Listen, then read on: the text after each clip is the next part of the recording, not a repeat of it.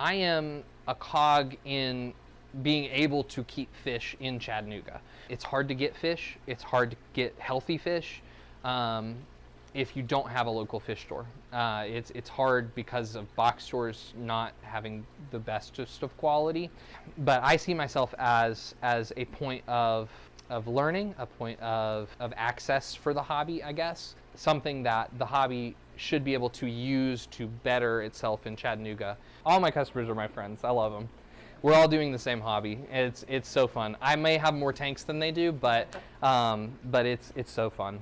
You gotta be an engineer. Yeah, I want to get like a small plane. Clearly, I think my issue is I've got snails really loud water that shift things. Oh, of course. If a customer comes in the first time, I want to know A, what drove them to want a fish tank. B, what are their expectations of a fish tank? What effort do you want to put in, and what do you want to get out? Because if you want to put a lot of effort in, there is so much that you could do. You could do anything. If you don't want to put a lot of effort in, we need to back off. We need to rethink, like, what then do you want out of the fish tank? You want pretty fish that aren't a lot of effort? Okay, cool. Let's do a lot of plants. Let's do a few pretty fish, but know that you won't be able to get as many fish because the more fish you have, the more waste there is, the more maintenance you're going to have to do. A planted tank literally is just a tank that has plants. So making sure that you have like an aquascape, it's more of a thought out way of keeping aquariums, and those plants help to take up a lot of the nutrients in the fish tanks. The plants help you keep your fish, which is really nice because they also look great. But an ecosystem within all of those niches is what you need. And so when we talk about like African cichlids, their ecosystem very, very much like a prison. It is rough in those African rift lakes. It is very rough. A lot of predators, a lot of killing. It's not great.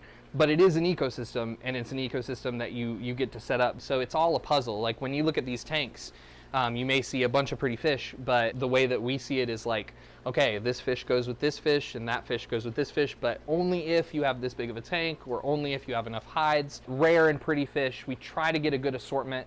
Of course, for a local fish store, we have to have bread and butter. Bread and butter is going to be like your angelfish, your neon tetras, your guppies, your platies, the stuff that gets people into the hobby. And then collector stuff. So like we have some rare types of crebensis, we have some rare types of other dwarf cichlids, and some rare types of guppies. So like we try to get the fancier varieties of guppies, like these blue variegated and the bluegrass guppies. My first tank I ever had was a 29-gallon from Walmart. It was lovely. As a child, I feel like every kid wants to get 2 of everything. And so I got 2 black skirt tetras, 2 rainbow sharks, 2 angelfish, 2, they're called Blackmore goldfish. And if you know anything about fish, you know that most of those fish I named do not get along at all.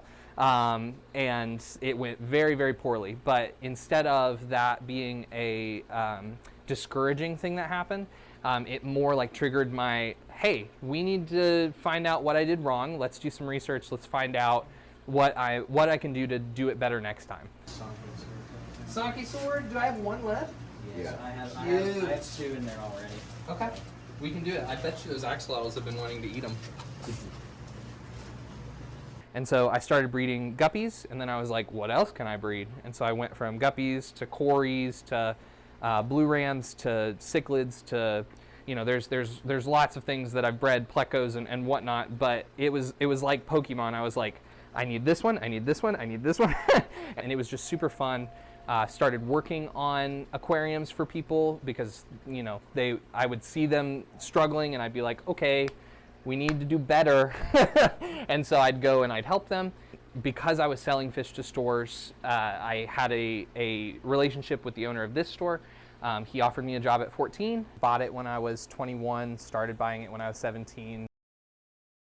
This is the most aquatically diverse area of the entire United States of America, which is really cool. The city is aquatic themed, it seems. You go to the Riverwalk and there's mosaic fish everywhere. There's graffiti of fish everywhere. We're on the river. We have the biggest freshwater aquarium in the US, which is amazing. An aquarium that is literally a hobbyist's aquarium. It's an aquatic city. Now we're a national park city, which is super awesome. But that's why I say that. There's a lot of fish love in Chattanooga, I guess.